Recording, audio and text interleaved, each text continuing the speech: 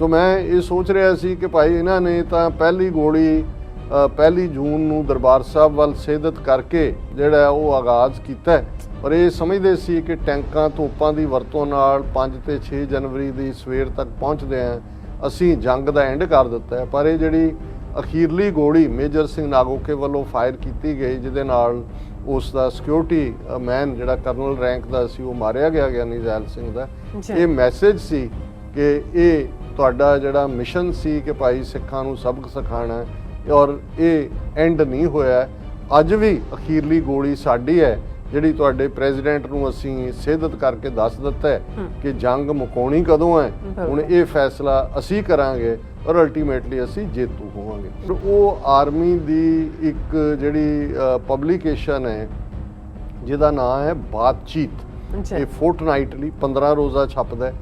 10 ਜੂਨ 1984 ਦਾ ਬਾਤਚੀਤ, ਉਸ ਦੇ ਵਿੱਚ ਇਹ ਹਦਾਇਤਾਂ ਨੇ ਜਿਹੜੀਆਂ ਜ਼ਾਹਰ ਹੈ ਕਿ ਸਾਰੀ ਜਿੱਥੇ ਜਿੱਥੇ ਵੀ ਫੌਜ ਸਪਰੈਡ ਆਊਟ ਹੈ ਪੰਜਾਬ 'ਚ, ਔਰ ਉਹਦੇ 'ਤੇ ਲਿਖਿਆ ਹੋਇਆ ਹੈ। ਔਰ ਇਹ ਕਿਉਂਕਿ ਇਹਨੂੰ ਬਾਅਦ ਦੇ ਵਿੱਚ ਵਿਦਡਰਾ ਕਰਨਾ ਪਿਆ ਜਦੋਂ ਬਹੁਤ ਸਮੇਂ ਬਾਅਦ ਚੈਲੰਜ ਹੋਇਆ ਹਾਈ ਕੋਰਟ, ਸੋ ਕੋਈ ਡਿਨਾਇਲ ਨਹੀਂ ਹੈ ਕਿ ਇਹ ਜਾਰੀ ਨਹੀਂ ਹੋਇਆ। ਇਹ ਬੜਾ ਵੱਡੇ ਪੈਮਾਨੇ 'ਤੇ ਫੌਜੀ ਖੁਫੀਆ ਡਾਕੂਮੈਂਟਸ ਹੁਣ ਉਹਨਾਂ ਮਦਰਾਸੀਆਂ, ਬਿਹਾਰੀਆਂ, ਬੰਗਾਲੀਆਂ, ਗੜਵਾਲੀਆਂ, ਡੋਗਰਿਆਂ ਨੂੰ, ਪਹਾੜੀਆਂ ਨੂੰ ਇਹ ਹਦਾਇਤਾਂ ਨੇ ਵੀ ਉਹਨਾਂ ਨੇ ਕੀ ਕਰਨਾ ਹੈ ਪਿੰਡਾਂ ਦੇ ਵਿੱਚ ਜਦੋਂ ਉਹਨਾਂ ਨੇ ਸਰਚਿਸ ਕਰਨੀਆਂ ਨੇ, ਤਲਾਸ਼ੀਆਂ ਲੈਣੀਆਂ, ਤੇ ਕਿਹਨਾਂ ਨੂੰ ਉਹਨਾਂ ਨੇ ਫੜਨਾ ਔਰ ਮਾਰਨਾ। ਇਹ ਅੰਮ੍ਰਿਤਧਾਰੀ ਉੱਪਰ ਦੱਸ ਦਿੱਤਾ ਕਿ ਅੰਮ੍ਰਿਤਧਾਰੀ ਦੀ ਪਛਾਣ ਕੀ ਹੈ ਕਿ ਬਈ ਉਹਨਾਂ ਦੇ ਜ਼ਾਹਰ ਹੈ ਪੱਗ ਤਾਂ ਹੋਏਗੀ ਪਰ ਕਿਰਪਾਨ ਜ਼ਰੂਰ ਉਹਨਾਂ ਨੇ ਪਾਈ ਹੋਏਗੀ, ਜਿਹੜਾ ਇਹ ਪਛਾਣ ਹੈ ਕਿ ਉਹ ਅੰਮ੍ਰਿਤਧਾਰੀ ਹੈ।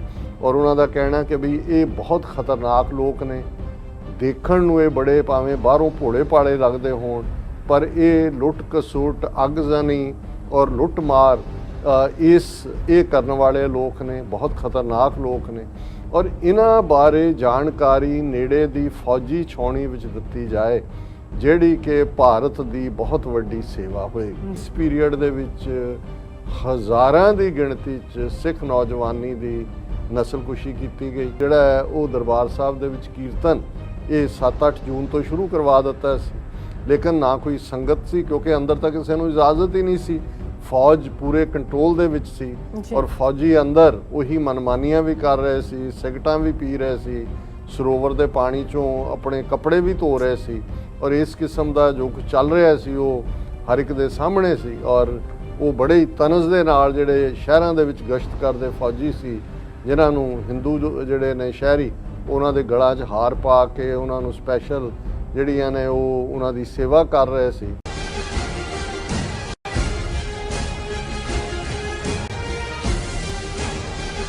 ਵਾਲੇਕੁਮ ਮੈਂ ਤੁਹਾਡੀ ਹੋਸਟ ਨੀਲਮ ਕੌਰ ਤੇ ਮੈਂ TV84 ਦੇ ਸਾਰੇ ਦਰਸ਼ਕਾਂ ਤੇ ਸਰੋਤਿਆਂ ਨੂੰ ਜੀ ਆਇਆਂ ਕਹਿੰਦੀ ਹਾਂ ਪ੍ਰੋਗਰਾਮ ਸੱਚੋ ਸੱਚ ਵਿੱਚ, ਜਿਹੜੇ ਇਸ ਪ੍ਰੋਗਰਾਮ ਨਾਲ ਦੇਸ਼ਾਂ ਵਿਦੇਸ਼ਾਂ ਤੋਂ ਜੁੜ ਚੁੱਕੇ ਨੇ। ਖਾਲਸਾਨਾ ਫੇਅਰ ਸੈਂਟਰ ਦੇ ਸੰਚਾਲਕ ਡਾਕਟਰ ਅਮਨਜੀਤ ਸਿੰਘ ਜੀ ਰੋਜ਼ਾਨਾ ਦੀ ਤਰ੍ਹਾਂ ਸਟੂਡੀਓ 'ਚ ਮੇਰੇ ਨਾਲ ਸ਼ਾਮਲ ਨੇ। ਆਓ ਉਹਨਾਂ ਨਾਲ ਗੱਲਬਾਤ ਕਰਕੇ ਅੱਜ ਦੇ ਅਹਿਮ ਇਸ਼ੂਜ਼ ਉੱਪਰ ਉਹਨਾਂ ਦਾ ਤਬਸਰਾ ਜਾਣਦੇ ਹਾਂ। ਜੀ ਡਾਕਟਰ ਸਾਹਿਬ, ਵਾਹਿਗੁਰੂ ਜੀ ਕਾ ਖਾਲਸਾ, ਵਾਹਿਗੁਰੂ ਜੀ ਕੀ ਫਤਿਹ। ਹਾਂਜੀ ਨੀਲਮ ਕੌਰ ਜੀ, ਤੁਹਾਨੂੰ ਵੀ ਤੇ ਦੁਨੀਆ ਭਰ 'ਚ ਬੈਠੇ ਸਾਡੇ ਬਹੁਤ ਹੀ ਪਿਆਰੇ, ਸੋਹਣੇ, ਸਿਆਣੇ TV84 ਦੇ ਦਰਸ਼ਕਾਂ ਨੂੰ ਵੀ ਵਾਹਿਗੁਰੂ ਜੀ ਕਾ ਖਾਲਸਾ, ਵਾਹਿਗੁਰੂ ਜੀ ਕੀ ਫਤਿਹ।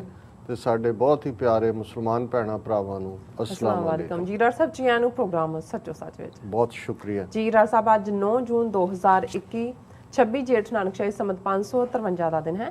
ਜੇ ਡਾਕਟਰ ਸਾਹਿਬ, ਪ੍ਰੋਗਰਾਮ ਸ਼ੁਰੂ ਕਰਨ ਤੋਂ ਪਹਿਲਾਂ ਅਸੀਂ ਆਪਣੇ ਦਰਸ਼ਕਾਂ ਤੇ ਸਰੋਤਿਆਂ ਨੂੰ ਹਮੇਸ਼ਾ ਤਰ੍ਹਾਂ ਦੱਸਿਓ ਵਿਊਅਰਸ ਹਾਂ, ਜੇ ਤੁਸੀਂ ਹੱਕ, ਸੱਚ, ਇਨਸਾਫ ਤੇ ਪੈਰਾ ਦਿਨ ਦਾ ਇੱਕੋ ਇੱਕ ਚੈਨਲ TV84 ਨੂੰ ਦੇਖਣਾ ਚਾਹੁੰਦੇ ਹੋ ਤਾਂ ਤੁਸੀਂ ਦੇਖ ਸਕਦੇ ਹੋ ਸਪੈਕਟਰਮ ਕੇਬਲ, ਆਰਸ਼ਨ ਕੇਬਲ, ਬੈਲਫਾਮ ਕੇਬਲ ਇਨ ਕੈਨੇਡਾ, roku, ਚਾਤੂ ਬਾਕਸ, ਸ਼ਾਵਾ, ਫੇਸਬੁੱਕ TV84 ਦੀ ਐਪ ਰਾਹੀਂ online streaming and IP box ਤੇ ਤੁਸੀਂ TV84 ਨੂੰ ਦੇਖ ਸਕਦੇ ਹੋ। ਵਿਊਅਰਸ, ਜੇ ਤੁਸੀਂ TV84 ਨਾਲ ਜਾਂ ਪ੍ਰੋਗਰਾਮ ਸੱਚੋ ਸੱਚ ਨਾਲ ਫੇਸਬੁੱਕ ਰਾਹੀਂ ਜੁੜੇ ਹੋ ਤਾਂ ਇਸ ਨੂੰ ਵੱਧ ਤੋਂ ਵੱਧ ਲਾਈਕ ਕਰੋ ਤੇ ਸ਼ੇਅਰ ਕਰੋ ਅਤੇ ਨਾਲ ਹੀ YouTube ਤੇ ਸਬਸਕ੍ਰਾਈਬ ਵੀ ਕਰੋ। ਇਹ ਵੀ ਦੱਸ ਦਈਏ ਕਿ ਤੁਸੀਂ TV84 ਦੀ ਐਪ ਨੂੰ ਐਂਡਰੋਇਡ ਐਂਡ ਐਪ ਸਟੋਰ ਤੇ ਡਾਊਨਲੋਡ ਕਰਕੇ ਜੋ TV84 ਦੀ ਲਾਈਵ ਸਟ੍ਰੀਮ ਹੈ ਉਸ ਨੂੰ ਤੁਸੀਂ 24 ਆਵਰਸ ਦੇਖ ਸਕਦੇ ਹੋ। ਵਿਊਅਰਸ, ਹੁਣ ਅਸੀਂ ਆਪਣੇ ਪ੍ਰੋਗਰਾਮ ਦੀ ਸ਼ੁਰੂਆਤ ਕਰਾਂਗੇ ਅੱਜ ਦੇ ਜਿਹੜੇ ਇਸ਼ੂ ਨੇ ਉਸ ਦੇ ਨਾਲ, ਪਰ ਉਸ ਤੋਂ ਪਹਿਲਾਂ ਅਸੀਂ ਤੁਹਾਨੂੰ ਥੈਂਕਸ ਤੇ ਅਪੀਲ ਕਰਦੀ ਹਾਂ। ਅਪੀਲ ਇਹ ਹੈ ਕਿ ਜਿਸ ਤਰ੍ਹਾਂ ਕਿ ਵਿਊਅਰਸ TV84 ਵੱਲੋਂ ਇਹ ਜੂਨ ਦਾ ਸਾਰਾ ਮਹੀਨਾ, ਜੂਨ 84 ਦੇ ਘੱਲੂਘਾਰੇ ਵਿੱਚ ਜਿਹੜੇ ਸ਼ਹੀਦ ਹੋਏ ਸ਼ਹੀਦਾਂ ਦੀ ਯਾਦ ਨੂੰ ਸਮਰਪਿਤ ਕੀਤਾ ਜਾ ਰਿਹਾ ਹੈ। ਸੋ ਇਸ ਘੱਲੂਘਾਰੇ ਮਹੀਨੇ ਵਿੱਚ ਤੁਸੀਂ ਵੀ ਸੱਚੋ ਸੱਚ ਪ੍ਰੋਗਰਾਮ ਨੂੰ ਸਪਾਂਸਰ ਕਰ ਸਕਦੇ ਹੋ ਅਤੇ ਆਪਣਾ ਜਿਹੜਾ ਮੈਸੇਜ ਹੈ ਉਹ TV84 ਦੇ ਦਰਸ਼ਕਾਂ ਨਾਲ ਸਾਂਝਾ ਕਰ ਸਕਦੇ ਹੋ। ਤੁਸੀਂ ਆਪਣਾ ਮੈਸੇਜ ਭੇਜਣ ਲਈ ਸਾਡੇ ਇਸ ਨੰਬਰ ਤੇ ਸੰਪਰਕ ਕਰ ਸਕਦੇ ਹੋ 5166191984। ਸੋ ਇਸ ਤਰ੍ਹਾਂ ਤੁਸੀਂ ਖਾਲਿਸਤਾਨ ਦੇ ਜਿਹੜੇ ਸੰਘਰਸ਼ ਨੂੰ ਸਮਰਪਿਤ TV84 ਦੇ ਪਲੇਟਫਾਰਮ ਨੂੰ ਮਜ਼ਬੂਤ ਬਣਾ ਸਕਦੇ ਹੋ। ਸੋ ਵਿਊਅਰਸ, ਅੱਜ ਦੇ ਪ੍ਰੋਗਰਾਮ ਨੂੰ ਸਪਾਂਸਰ ਕੀਤਾ ਹੈ ਇੰਡੀਆਨਾ ਦੇ ਗ੍ਰੀਨਵੁੱਡ ਸ਼ਹਿਰ ਤੋਂ ਪੀਜ਼ਾ ਟਵਿਸਟ ਰੈਸਟੋਰੈਂਟ ਵੱਲੋਂ ਸਪਾਂਸਰ ਕੀਤਾ ਗਿਆ ਹੈ। ਸੋ ਇੰਡੀਅਨ ਐਪਲਸ ਅਤੇ ਗ੍ਰੀਨਵੁੱਡ ਇੰਡੀਆਨਾ ਦੇ ਨੇੜੇ ਜਿਹੜੇ ਵਸਦੇ ਵੀਰ ਭੈਣਾਂ ਪੀਜ਼ਾ ਟਵਿਸਟ ਦਾ ਆਨੰਦ ਮਾਣ ਸਕਦੇ ਹਨ। ਪਾਰਟੀ ਜਾਂ ਘਰ ਦੇ ਕਿਸੇ ਪ੍ਰੋਗਰਾਮ ਲਈ ਸਪੈਸ਼ਲ ਡੀਲ ਲਈ ਪੀਜ਼ਾ ਟਵਿਸਟ ਗ੍ਰੀਨਵੁੱਡ ਨਾਲ ਸੰਪਰਕ ਕਰ ਸਕਦੇ ਨੇ। ਸੋ ਇਸ ਸਪਾਂਸਰਸ਼ਿਪ ਲਈ ਅਸੀਂ ਵੀਰ ਹਰਜਾਪ ਸਿੰਘ ਜਾਫੀ ਜੀ ਦਾ ਧੰਨਵਾਦ ਕਰਦੇ ਹਾਂ ਔਰ ਉਹਨਾਂ ਦਾ ਜਿਹੜਾ ਮੈਸੇਜ ਸਾਨੂੰ ਆਇਆ ਹੈ ਉਹ ਸੈਗਮੈਂਟ ਦੇ ਐਂਡ ਵਿੱਚ ਤੁਹਾਡੇ ਨਾਲ ਸਾਂਝਾ ਕੀਤਾ ਜਾਏਗਾ। ਸੋ ਵਿਊਅਰਸ, ਹੁਣ ਆਪਾਂ ਆਪਣੇ ਪ੍ਰੋਗਰਾਮ ਨੂੰ ਹੋਰ ਅੱਗੇ ਵਧਾਉਂਦੇ ਹਾਂ। ਜਿਸ ਤਰ੍ਹਾਂ ਕਿ ਆਪਾਂ ਲਗਾਤਾਰਤਾ ਨਾਲ ਇਹ ਸਾਰਾ ਮਹੀਨਾ 1 ਜੂਨ ਤੋਂ ਹੀ ਅਸੀਂ ਜੂਨ 84 ਦੇ ਘੱਲੂਘਾਰੇ ਨਾਲ ਸੰਬੰਧਿਤ ਜਿਹੜੇ ਵਿਚਾਰ ਨੇ ਆਪਾਂ ਤੁਹਾਡੇ ਨਾਲ ਸਾਂਝਾ ਕਰ ਰਹੇ ਹਾਂ। ਸੋ ਅੱਜ ਵੀ ਸਾਂਝਾ ਕਰਨ ਜਾ ਰਹੇ ਹਾਂ। ਸੋ ਘੱਲੂਘਾਰੇ ਤੋਂ ਫੌਰਨ ਬਾਅਦ ਭਾਰਤੀ ਫੌਜ ਵੱਲੋਂ ਪੰਜਾਬ ਦੇ 12,000 ਤੋਂ ਜ਼ਿਆਦਾ ਪਿੰਡਾਂ ਵਿੱਚ ਸਿੱਖ ਨੌਜਵਾਨਾਂ ਦੀ ਨਸਲਕੁਸ਼ੀ ਕੀਤੀ ਗਈ। ਸੋ ਜਿਸ ਆਪਰੇਸ਼ਨ ਦਾ ਨਾਮ ਵੁਡਰੋਜ਼ ਰੱਖਿਆ ਗਿਆ। ਇੰਦਰਾ ਗਾਂਧੀ ਇੱਕ ਜੇਤੂ ਰਾਣੀ ਦੇ ਤੌਰ ਤੇ 24 ਜੂਨ ਨੂੰ ਦਰਬਾਰ ਸਾਹਿਬ ਆਈ ਅਤੇ ਜ਼ਖਮਾਂ ਤੇ ਮਲਮ ਲਾਉਣ ਵਾਲੀਆਂ ਮੋਮੋ ਠੱਗਣੀਆਂ ਉਸਨੇ ਗੱਲਾਂ ਕੀਤੀਆਂ। ਸੋ ਜ਼ਾਹਿਰ ਹੈ ਕਿ ਜੂਨ 84 ਦੇ ਘੱਲੂਘਾਰੇ ਨਾਲ ਸਿੱਖਾਂ ਦੇ ਖਿਲਾਫ ਸ਼ੁਰੂ ਕੀਤੀ ਗਈ ਟੋਟਲ ਵਾਰ ਪਿਛਲੇ 37 ਸਾਲਾਂ ਤੋਂ ਲਗਾਤਾਰਤਾ ਨਾਲ ਜਾਰੀ ਹੈ। ਸੋ ਇਸ ਸਮੁੱਚੇ ਵਿਸ਼ੇ ਤੇ ਆਪਾਂ ਵਿਚਾਰ ਚਰਚਾ ਕਰਨ ਜਾ ਰਹੇ ਹਾਂ। ਸੋ ਅਸੀਂ ਚਾਹਾਂਗੇ ਕਿ ਤੁਸੀਂ ਨਾਲ ਇਸੇ ਤਰ੍ਹਾਂ ਬਣੇ ਰਹਿਣਾ। ਦੇਖਣ ਸੁਣਨ ਲਈ ਤੁਹਾਡਾ ਸਭ ਦਾ ਬਹੁਤ ਬਹੁਤ ਸ਼ੁਕਰੀਆ। ਜੀ ਰਾਜ ਸਾਹਿਬ, ਕੀ ਕਹਿਣਾ ਚਾਹੋਗੇ? ਦੇਖੋ, ਅਸੀਂ 1 ਜੂਨ ਤੋਂ ਲਗਾਤਾਰਤਾ ਨਾਲ ਘੱਲੂਘਾਰਾ 84 ਬਾਰੇ ਔਰ ਇਸ ਘੱਲੂਘਾਰੇ ਨਾਲ ਸੰਬੰਧਿਤ ਜਿਹੜੇ ਅੱਡ ਇਸ ਦੇ ਆਸਪੈਕਟਸ ਨੇ ਬਿਲਕੁਲ ਉਹਨਾਂ ਤੇ ਗੱਲਬਾਤ ਕੀਤੀ ਹੈ। ਅੱਜ ਇਸ ਦਾ ਆਖਰੀ ਪ੍ਰੋਗਰਾਮ ਹੈ, ਲੇਕਿਨ ਮੈਨੂੰ ਇਸ ਗੱਲ ਦੀ ਖੁਸ਼ੀ ਹੈ ਕਿ ਸਾਡੇ ਬਹੁਤ ਸਾਰੇ ਵੀਰਾਂ ਭੈਣਾਂ ਨੇ, ਕਿਉਂਕਿ ਪਿਛਲੇ ਲਗਭਗ 10 ਸਾਲ ਤੋਂ ਜਦੋਂ ਤੋਂ ਅਸੀਂ ਦਸੰਬਰ 2012 ਤੋਂ TV84 ਸ਼ੁਰੂ ਕੀਤਾ, ਜਦੋਂ ਵੀ ਅਸੀਂ ਜੂਨ 84 ਦੀ ਗੱਲ ਕਰਦੇ ਸੀ, ਸਾਡੇ ਬਹੁਤ ਸਾਰੇ ਪਾਕਿਸਤਾਨੀ ਭੈਣ ਭਰਾ ਇਹ ਪੁੱਛਦੇ ਸੀ ਕਿ ਵੀ ਸਾਨੂੰ ਇਸ ਬਾਰੇ ਪਤਾ ਨਹੀਂ ਹੈ, ਡੀਟੇਲ 'ਚ ਦੱਸੋ। ਸੋ ਇੱਕ ਇਹ ਸਵਾਲ ਵੀ ਮੇਰੇ ਜ਼ਿਹਨ ਦੇ ਵਿੱਚ ਸੀ ਜਿਹੜਾ ਉਹਨਾਂ ਦੀ ਚਾਹਨਾ ਸੀ ਜਾਣਨ ਦੀ। ਔਰ ਦੂਸਰਾ, ਜਿਵੇਂ ਮੈਂ ਕੱਲ ਵੀ ਕਿਹਾ ਸੀ ਕਿ ਹੁਣ ਇੰਨੇ ਕੁ ਆਸਪੈਕਟ 37 ਸਾਲ ਬਾਅਦ ਜਿਹੜੇ ਲੁਕੇ ਹੋਏ ਵੀ ਸੀ ਉਹ ਸਾਹਮਣੇ ਆਏ ਨੇ ਕਿ ਮੈਂ ਹੀ ਨਹੀਂ, ਹੋਰ ਵੀ ਬਹੁਤ ਸਾਰੇ ਜਿਹੜੇ ਹਿਸਟੋਰੀਅਨਸ ਔਰ ਦੂਸਰਿਆਂ ਨੇ ਲਗਾਤਾਰਤਾ ਨਾਲ ਇਹ ਸਾਰੇ ਦਿਨ ਇਸ ਦੇ ਅੱਡ ਪਹਿਲੂਆਂ ਦੇ ਉੱਤੇ ਗੱਲਬਾਤ ਕੀਤੀ ਹੈ ਔਰ ਸਾਡੇ ਦਰਸ਼ਕਾਂ ਵੱਲੋਂ ਇਹਨਾਂ ਸਮੁੱਚੇ ਪ੍ਰੋਗਰਾਮਾਂ ਨੂੰ ਭਰਵਾਂ ਹੁੰਗਾਰਾ ਮਿਲਿਆ, ਜਿੱਥੇ ਬਹੁਤੇ ਪਾਕਿਸਤਾਨੀ ਭੈਣਾਂ ਭਰਾਵਾਂ ਨੇ, ਮੁਸਲਮਾਨ ਵੀਰਾਂ ਭੈਣਾਂ ਨੇ। ਕਿਉਂਕਿ ਮੈਂ ਜਦੋਂ ਪਾਕਿਸਤਾਨੀ ਕਹਿੰਦਾ ਤਾਂ ਫਿਰ ਮੈਨੂੰ ਲੱਗਦਾ ਹੁੰਦਾ ਕਿ ਭਾਈ ਜਿਹੜੇ ਦੁਨੀਆ ਦੇ ਵਿੱਚ ਭਾਰਤੀ ਮੂਲ ਦੇ ਮੁਸਲਮਾਨ, ਖਾਸ ਤੌਰ ਤੇ ਕਸ਼ਮੀਰੀ ਭਰਾ ਭੈਣਾਂ ਨੇ ਜਿਹੜੇ ਸਾਨੂੰ ਬਹੁਤ ਪਿਆਰ ਕਰਦੇ ਨੇ, ਉਹਨਾਂ ਦੇ ਨਾਲ ਬੇਇਨਸਾਫੀ ਹੁੰਦੀ ਹੈ। ਸੋ ਉਹਨਾਂ ਵੱਲੋਂ ਜਿੱਥੇ ਹਮਦਰਦੀ ਦਾ, ਯਕਸਹਿਤੀ ਦਾ ਇਜ਼ਹਾਰ ਕੀਤਾ ਗਿਆ। ਇੱਕ ਸਾਡੇ ਪਾਕਿਸਤਾਨੀ ਵੀਰ ਚੇਚਾ ਆਏ ਵੀ, ਜਿਹੜਾ ਪ੍ਰੋਟੈਸਟ ਸੀ ਯੂਨਾਈਟਿਡ ਨੇਸ਼ਨਸ ਦੇ ਬਾਹਰ 5 ਜੂਨ ਨੂੰ। ਸੋ ਅਸੀਂ ਸਭ ਦਾ ਜਿਹੜਾ ਹੈ ਉਹ ਸਾਂਝਾ ਹੀ ਸ਼ੁਕਰੀਆ ਅਦਾ ਕਰਦੇ ਹਾਂ। ਔਰ ਅੱਜ ਇਹ ਸਾਡਾ ਕਲੋਜ਼ਿੰਗ ਸੈਗਮੈਂਟ ਹੈ, ਲੇਕਿਨ ਲਗਾਤਾਰਤਾ ਜੇ ਟੋਟਲ ਵਾਰ ਜਿਹੜੀ ਸਾਡੇ ਤੇ ਵਿੱਢੀ ਗਈ ਜੂਨ 1 ਨੂੰ ਫੌਜ ਪੰਜਾਬ ਨੂੰ ਟੇਕ ਓਵਰ ਕਰਦੀ ਹੈ ਔਰ ਪਹਿਲੀਆਂ ਕਿਲਿੰਗ CRPF ਵੱਲੋਂ ਦਰਬਾਰ ਸਾਹਿਬ ਦੀ ਪਰਿਕਰਮਾ 'ਚ ਕੀਤੀਆਂ ਜਾਂਦੀਆਂ ਨੇ, ਤੇ ਲਗਾਤਾਰਤਾ ਨਾਲ ਜਦੋਂ ਤੱਕ ਅਸੀਂ ਦੇਖ ਰਹੇ ਇਹਨਾਂ 37 ਸਾਲਾਂ 'ਚ ਕੁਝ ਵੀ ਨਹੀਂ ਬਦਲਿਆ। ਇੰਦਰਾ ਗਾਂਧੀ ਤੋਂ ਮੋਦੀ ਤੱਕ ਲਗਭਗ 1 ਦਰਜਨ ਪ੍ਰਾਈਮ ਮਿਨਿਸਟਰ ਆਏ ਨੇ, ਲੇਕਿਨ ਜਿਹੜਾ ਫਿਜ਼ੀਕਲ ਜੈਨੋਸਾਈਡ ਦੇ ਨਾਲ ਸਿੱਧਾ ਟੋਟਲ ਵਾਰ ਦਾ ਆਗਾਜ਼ ਇਹਨਾਂ ਨੇ ਕੀਤਾ, ਉਸ ਦੇ ਅਸੀਂ ਇਹਨਾਂ 37 ਵਰਿਆਂ 'ਚ ਅੱਡ ਪਹਿਲੂ ਦੇਖੇ ਨੇ। ਸਟੈਟਿਸਟੀਕਲ ਜੈਨੋਸਾਈਡ ਵੀ ਹੈ, ਇਕਨੋਮਿਕਲ ਜੈਨੋਸਾਈਡ ਜਿਹੜਾ ਧਰਮਯੁੱਧ ਮੋਰਚੇ ਦੀ ਮੰਗਾਂ ਦਾ ਕਰਕ ਸੀ, ਉਹਦੇ 'ਚ ਪੰਜਾਬ ਦੇ ਪਾਣੀਆਂ ਦੇ ਉੱਤੇ, ਪੰਜਾਬ ਦੇ 3 ਦਰਿਆ ਸਤਲੁਜ, ਬਿਆਸ, ਰਾਵੀ, ਜਿਹੜੇ ਇੰਡਸ ਵਾਟਰ ਟਰੀਟੀ ਦੇ ਥੱਲੇ ਪੰਜਾਬ ਨੂੰ ਮਿਲੇ, ਕਿਵੇਂ ਉਹਨਾਂ ਦਾ ਪਾਣੀ, ਉਹਦਾ 3/4 ਪਾਣੀ ਜਿਹੜਾ ਹੈ ਉਹ ਨੌਨ ਰਾਈਪੇਰੀਅਨ, ਉਹ ਹਰਿਆਣਾ ਹੋਏ, ਰਾਜਸਥਾਨ ਹੋਏ, ਜਿਨ੍ਹਾਂ ਨਾਲ ਉਹ ਦਰਿਆ ਲੱਗਦੇ ਵੀ ਨਹੀਂ ਨੇ, ਉਹਨਾਂ ਨੂੰ ਦਿੱਤਾ ਜਾ ਰਿਹਾ। ਸੋ ਇਹ ਇੱਕ ਵੱਡੀ ਮੰਗ ਸੀ। ਪਰ ਜਦੋਂ ਤੱਕ ਹੁਣ ਅਸੀਂ ਗੱਲ ਕਰ ਰਹੇ ਹਾਂ, ਆਲਰੇਡੀ ਪਿਛਲੇ 6 ਮਹੀਨੇ ਤੋਂ ਜ਼ਿਆਦਾ ਸਮੇਂ ਤੋਂ ਲੱਖਾਂ ਕਿਸਾਨ ਜਿਹੜੇ ਨੇ ਉਹ ਦਿੱਲੀ ਦੀਆਂ ਸਰਹੱਦਾਂ ਤੇ ਆਏ, ਲਗਾਤਾਰਤਾ ਨਾਲ ਆ ਰਹੇ ਨੇ, ਕਿਉਂਕਿ 3 ਖੇਤੀ ਕਾਨੂੰਨਾਂ ਦੇ ਨਾਲ ਹੁਣ ਪੰਜਾਬ ਦੇ ਸਿੱਖ ਕਿਸਾਨਾਂ ਦੀਆਂ ਜ਼ਮੀਨਾਂ ਵੀ ਖੋਹਣ ਦੀ ਔਰ ਉਹਨੂੰ ਪੱਕੇ ਤੌਰ ਤੇ ਅੰਬਾਨੀ ਅਡਾਨੀ ਦੇ ਹਵਾਲੇ ਕਰਨ ਦੀ, ਤਾਂ ਕਿ ਉਵੇਂ ਹੀ ਜੋ ਅੱਜ ਅਸੀਂ ਫਲਸਤੀਨੀਆਂ ਦਾ ਹਾਲ ਦੇਖ ਰਹੇ ਹਾਂ, ਕਿਉਂਕਿ ਇਵੇਂ ਹੀ ਢੰਗ ਤਰੀਕੇ ਨਾਲ ਉਹਨਾਂ ਦੀਆਂ ਜ਼ਮੀਨਾਂ ਆਕੂਪਾਈ ਕੀਤੀਆਂ ਗਈਆਂ ਸੀ, ਉਹਨਾਂ ਨੂੰ ਆਪਣੇ ਘਰ ਦੇ ਵਿੱਚ ਹੀ ਜਿਹੜਾ ਉਹ ਹੋਮਲੈਸ ਕਰ ਦਿੱਤਾ ਗਿਆ ਸੀ, ਔਰ ਅੱਜ ਉਹ ਕੈਂਪਾਂ 'ਚ ਬੈਠੇ ਨੇ। ਇਹੀ ਕਹਾਣੀ ਪੰਜਾਬ ਦੇ ਵਿੱਚ ਰਿਪੀਟ ਕੀਤੀ ਜਾ ਰਹੀ ਹੈ। ਲੇਕਿਨ ਘਟਨਾਕ੍ਰਮ ਜੇ ਅਸੀਂ ਦੇਖਦੇ ਹਾਂ, ਪਿਛਲੇ ਕੱਲ੍ਹ ਅਸੀਂ ਗੱਲਬਾਤ ਕੀਤੀ ਸੀ ਕਿ ਕਿਵੇਂ ਪ੍ਰੈਜ਼ੀਡੈਂਟ ਗਿਆਨੀ ਜ਼ੈਲ ਸਿੰਘ ਜਦੋਂ ਦਰਬਾਰ ਸਾਹਿਬ ਵਿਜ਼ਿਟ ਕਰਦਾ ਹੈ, ਕਿਉਂਕਿ ਕਮਾਂਡਰ ਇਨ ਚੀਫ ਫੌਜ ਦਾ, ਔਰ ਉਸ ਦੇ ਉੱਤੇ ਵੀ ਗੋਲੀ ਦਾਗੀ ਜਾਂਦੀ ਹੈ ਬੁੰਗਾ ਰਾਮਗੜੀਆਂ ਵੱਲੋਂ।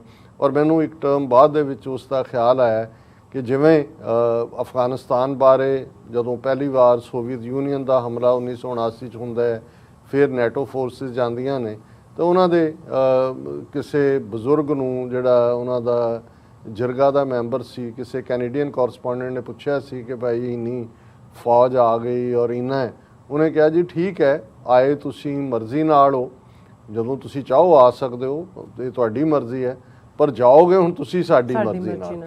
ਸੋ ਮੈਂ ਇਹ ਸੋਚ ਰਿਹਾ ਸੀ ਕਿ ਭਾਈ ਇਹਨਾਂ ਨੇ ਤਾਂ ਪਹਿਲੀ ਗੋਲੀ 1 ਜੂਨ ਨੂੰ ਦਰਬਾਰ ਸਾਹਿਬ ਵੱਲ ਸੇਧਤ ਕਰਕੇ ਜਿਹੜਾ ਉਹ ਆਗਾਜ਼ ਕੀਤਾ, ਔਰ ਇਹ ਸਮਝਦੇ ਸੀ ਕਿ ਟੈਂਕਾਂ ਤੋਪਾਂ ਦੀ ਵਰਤੋਂ ਨਾਲ 5 ਤੇ 6 ਜਨਵਰੀ ਦੀ ਸਵੇਰ ਤੱਕ ਪਹੁੰਚਦੇ ਹਾਂ ਅਸੀਂ ਜੰਗ ਦਾ ਐਂਡ ਕਰ ਦਿੱਤਾ ਹੈ। ਪਰ ਇਹ ਜਿਹੜੀ ਅਖੀਰਲੀ ਗੋਲੀ ਮੇਜਰ ਸਿੰਘ ਨਾਗੋਕੇ ਵੱਲੋਂ ਫਾਇਰ ਕੀਤੀ ਗਈ, ਜਿਹਦੇ ਨਾਲ ਉਸ ਦਾ ਸਿਕਿਉਰਿਟੀ ਮੈਨ ਜਿਹੜਾ ਕਰਨਲ ਰੈਂਕ ਦਾ ਸੀ ਉਹ ਮਾਰਿਆ ਗਿਆ, ਗਿਆਨੀ ਜ਼ੈਲ ਸਿੰਘ ਦਾ, ਇਹ ਮੈਸੇਜ ਸੀ ਕਿ ਇਹ ਤੁਹਾਡਾ ਜਿਹੜਾ ਮਿਸ਼ਨ ਸੀ ਕਿ ਭਾਈ ਸਿੱਖਾਂ ਨੂੰ ਸਬਕ ਸਿਖਾਉਣਾ, ਔਰ ਇਹ ਐਂਡ ਨਹੀਂ ਹੋਇਆ। ਅੱਜ ਵੀ ਅਖੀਰਲੀ ਗੋਲੀ ਸਾਡੀ ਹੈ, ਜਿਹੜੀ ਤੁਹਾਡੇ ਪ੍ਰੈਜ਼ੀਡੈਂਟ ਨੂੰ ਅਸੀਂ ਸੇਧਤ ਕਰਕੇ ਦੱਸ ਦਿੱਤਾ ਹੈ ਕਿ ਜੰਗ ਮੁਕਾਉਣੀ ਕਦੋਂ ਹੈ, ਹੁਣ ਇਹ ਫੈਸਲਾ ਅਸੀਂ ਕਰਾਂਗੇ ਔਰ ਅਲਟੀਮੇਟਲੀ ਅਸੀਂ ਜੇਤੂ ਹੋਵਾਂਗੇ। ਹੁਣ ਇਹ ਉਹ ਪੀਰੀਅਡ ਹੈ ਜਦੋਂ ਕਿ ਸਾਰਾ ਪੰਜਾਬ ਫੌਜ ਦੇ ਹਵਾਲੇ ਹੈ। 12,000 ਤੋਂ ਜ਼ਿਆਦਾ ਪਿੰਡਾਂ ਦੇ ਵਿੱਚ ਜੋ ਚੱਲ ਰਿਹਾ ਹੈ ਉਸ ਬਾਰੇ ਤਾਂ ਕੋਈ ਦੋ ਰਾਵਾਂ ਨਹੀਂ ਨੇ, ਹੁਣ ਤਾਂ ਸਾਹਮਣੇ ਹੈ ਕਿ ਕਿਵੇਂ ਕਿਸ ਲੈਵਲ ਤੇ ਨਸਲਕੁਸ਼ੀ ਹੋਈ। ਪਰ ਇੱਕ ਪਾਰਟ ਜਿਹੜਾ ਇਸ ਪੀਰੀਅਡ ਦੇ ਵਿੱਚ ਜੂਨ 10 ਦਾ ਇੱਕ ਸਰਕੂਲਰ, ਕਿਉਂਕਿ ਜਿਉਂ ਹੀ ਜੂਨ 10 ਤੱਕ ਪਹੁੰਚਦੇ ਹਾਂ ਦਰਬਾਰ ਸਾਹਿਬ ਔਰ 37 ਇਤਿਹਾਸਕ ਗੁਰਦੁਆਰਿਆਂ ਦੇ ਵਿੱਚ ਫੜੋ ਫੜੀ ਔਰ ਮਾਰ ਮਰਾਈਆ ਜਿਹੜਾ ਇਹਨਾਂ ਦਾ ਉਹ ਸਮਝਦੇ ਨੇ ਵੀ ਅਸੀਂ ਮੁਕੰਮਲ ਕਰ ਲਿਆ। ਫਿਰ ਪਿੰਡਾਂ ਦੇ ਵਿੱਚ ਜਿੱਥੇ ਕਿ ਬਿਹਾਰ, ਮਦਰਾਸ, ਗੜਵਾਲ, ਇਹ ਸਾਰੀਆਂ ਜਿਹੜੀਆਂ ਫੌਜੀ ਇਹਨਾਂ ਦੀਆਂ ਬਟਾਲੀਅਨਸ ਨੇ ਉਹ ਪੋਸਟ ਕੀਤੀਆਂ ਹੋਈਆਂ ਨੇ, ਉਹਨਾਂ ਨੂੰ ਫਰਦਰ ਹਦਾਇਤਾਂ ਨੇ ਕਿ ਉਹਨਾਂ ਨੇ ਕੀ ਕਰਨਾ ਪਿੰਡਾਂ 'ਚ ਜਿਨ੍ਹਾਂ ਨੂੰ ਘੇਰਿਆ ਹੋਇਆ ਹੈ, ਤਲਾਸ਼ੀਆਂ ਵੀ ਲੈ ਰਹੇ ਨੇ। ਔਰ ਉਹ ਆਰਮੀ ਦੀ ਇੱਕ ਜਿਹੜੀ ਪਬਲੀਕੇਸ਼ਨ ਹੈ ਜਿਹਦਾ ਨਾਂ ਹੈ ਬਾਤਚੀਤ, ਇਹ ਫੋਰਟਨਾਈਟਲੀ 15 ਰੋਜ਼ਾ ਛਪਦਾ।